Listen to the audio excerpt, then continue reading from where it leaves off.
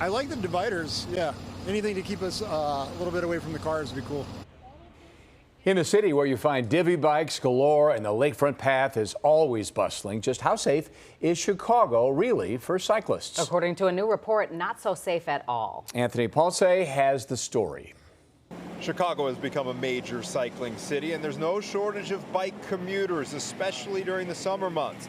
And just this week, brand new protected bike lanes installed on Halsted and Fulton Market, and the city gets decent marks from some cyclists. How would you rank Chicago in terms of bikeability overall?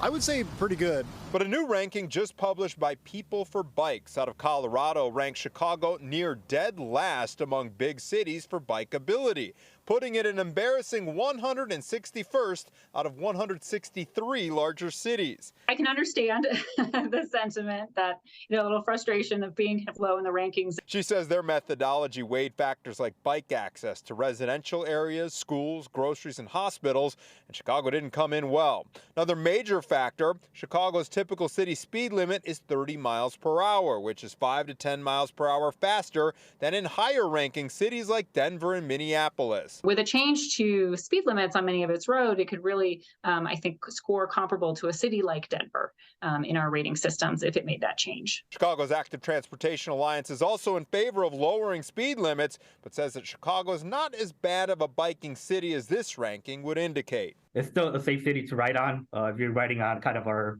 Lakeshore Drive or trails in the city, they are safe to ride on the kind of some of the other cities that were listed above Chicago. While Active Trans says that Chicago isn't as bad of a biking city as this particular ranking would indicate, it does hope that the new administration takes notice of how low Chicago did rank and continues to build things like this and continues to expand and connect Chicago's existing network of protected bike lanes. In West Loop, Anthony Ponce, Fox 32 Chicago.